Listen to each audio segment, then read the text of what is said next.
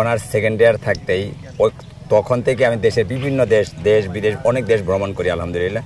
তো আমার একটা কনসেপ্ট তখন আসে যে দেখলাম যে বিদেশের মাটিতে মানুষ ঝুড়ি নিয়ে যাচ্ছে, সিকেসার নিয়ে বাগানের ভিতরে ঢুকতেছে, নিজেদের ইচ্ছা মতো ফলগুলো তারা আহরণ করতেছে, যতগুলো খাচ্ছে ওগুলো ফ্রি অফ কস্টের ভিতরে। তো আমি এই বাগানটাতে গত 2 বছর কিন্তু আমার এখানে এত দর্শনার্থী ছিল না। তো এই বছর যেহেতু ব্যাপক পরিমাণে ফলন আসার পরে হাজার হাজার আমার এখানে দর্শনার্থীরা প্রতিদিন আসতেছে, তাদের প্রত্যেকেরই দেখলাম বিদেশের ভিতরে যে অটোমেটিক্যালি করা আছে যে বাগানে ঢুকবেন ফল হারভেস্ট করে নিয়ে আসবেন। তো এখানে আমি ওই জিনিসটা দেখছি সবারই একই আকাঙ্ক্ষা যে আপনারা আমাদেরকে সিকেসার দেন, আমরা গাছ থেকে ফল পেরে নিব। কিন্তু আসলে এটা যদি আমি ওইভাবে দিয়ে দেই তাহলে এটা বাগানের জন্য লস হয়ে যাবে।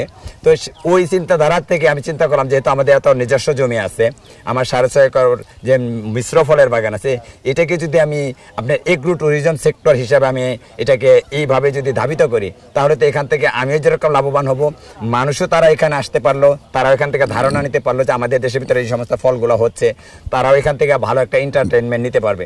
এই জন্য ওই ধ্যান ধারণা থেকে নিয়েই এখন আমি বিশাল একটা পরিকল্পনা করতেছি যে 800% জায়গা নিজস্ব জায়গার উপরে আমি এখানে এগ্রো ট্যুরিজম ইনশাল্লাহ এটা শুরু করব। এই এগ্রো ট্যুরিজমের ভিতরে আমার এখানে থাকবে হলো প্রথমত থাকবে হলো ফলের গাছ, এর ভিতরে রাস্তা থাকবে, আপনার মানুষ হাঁটবে, হ্যাঁ, এরপরে বাচ্চাদের জন্য আপনার খেলার জন্য পার্ক থাকবে, ছোটোখাটো পিকনিক করার জন্য আলাদা স্পেস থাকবে, সেই সাথে এখানে সুইমিং পুলও থাকবে, সেই সাথে এখানে আমার পুকুর যেহেতু আছেই তো ওখানে আপনার নৌকার ব্যবস্থা থাকবে, সেখানে তারা নৌকাতে করে একটু এন্টারটেনমেন্ট করতে পারলো। এরপরে ভবিষ্যৎ আরও পরিকল্পনা ছিল 2026 সালের মধ্যে ইনশাল্লাহ আমি এখানে আপনার কটেজ তৈরি করব, যাতে করে এখানে মানুষের রাত্রিও যাপন করতে পারে। এই হলো ইনশাল্লাহ আমার ভবিষ্যৎ পরিকল্পনা।